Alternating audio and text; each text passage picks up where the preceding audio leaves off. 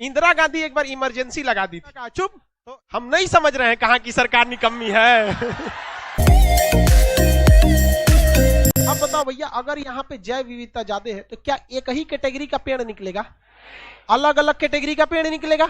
अब अलग अलग कैटेगरी का पेड़ निकलेगा तो अलग अलग कैटेगरी के पेड़ का पतझड़ का मौसम, यानी जब वो पत्ते गिराएंगे तो वो क्या एक ही साथ गिराएंगे कि अलग अलग मौसम? अलग अलग मौसम में, अलग अलग मौसम में वो क्या गिराते हैं? पत्ते गिरा देते हैं। इसी वजह से किसी जंगल में 10 लाख पेड़ है और अगर वहां पे जैव विविधता ज्यादा, जैसे पश्चिमी घाट में मान के चले 10 लाख पेड़ है, तो जनवरी में कोनो 50,000 अपना पत्ती गिरा दिया तो 10 लाख में से 50,000 का पत्ती गिर गया तो कोनो क्या जंगल सुनसान दिखने लगेगा? पता नहीं चलेगा पत्ती गिरा कि नहीं गिरा।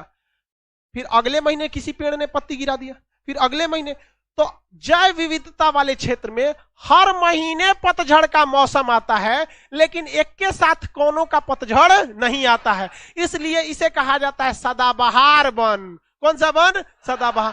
भारत में 2 जगह बताइए जहां सदाबहार वन है, पश्चिमी घाट और पूर्वी हिमालय। ये क्या वहां पे पतझड़ का मौसम नहीं आता है?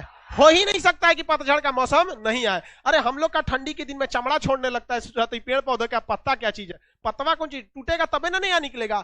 जबकि हम लोग के यहाँ उत्तर भारत में जहां हम लोग रहते हैं, जहां पंजाब, हरियाणा, दिल्ली, यूपी, बिहार, मध्य प्रदेश, उड़ीसा, ये सब जो एरिया, बंगाल, यहाँ पर जैव विविधता नहीं है। 8-10 कैटेगरी का पेड़ होता है। नीम होगा, सेखुआ होगा, सागौन होगा, सेमर होगा, आम होगा, यूकलिप्टस होगा, शीशम होगा, 8-10 गो आप जानते होंगे। मुख्य रूप से यही सब ससुरा अप्रैल में पत्ती गिरा देते हैं, सन्नाटा। कौन चीज हो गया? ये पतझड़ का मौसम है। समझा गया कि नहीं? पतझड़, सावन, बसंत, बहार। सुने हैं क्या? जहां जैव विविधता ज्यादा है वहां पतझड़ नहीं आता है? आता है, लेकिन पता ही नहीं चलता है। पता है कि नहीं? नहीं पता। जैसे ये क्लासरूम में जैव विविधता बहुत ज्यादा है, क्या सब होशियार है? नहीं, कुछ कुछ बकलोल भी है। पता चलता है क्या इसमें बकलोल है? नहीं, छुप जाता है। कोई हिस्ट्री के बैच में बकलोल है तो कोई ज्योग्राफी के बैच में बकलोल है। समझ में आ रहा है कि नहीं आ रहा है? आप लोग को समझ में आ रहा है? हम जब बकलोल बोलते हैं तो ये अपने पे ले लेती है। हम तो नाम लेके नहीं बोलते, लेकिन समझदार की कमी थोड़ी है दुनिया में। इंदिरा गांधी एक बार इमरजेंसी लगा दी थी।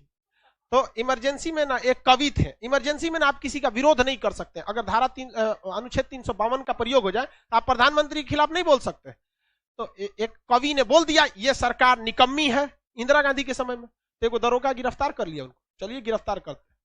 तो कवि ने कहा कि हम कहां कहें कि भारत की सरकार निकम्मी है।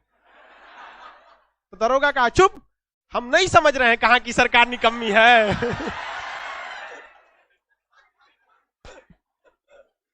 समझ आ गया कि नहीं आ गया? तो हम बकलोल सबको कहते हैं, ये सब अपने को समझ जाते हैं।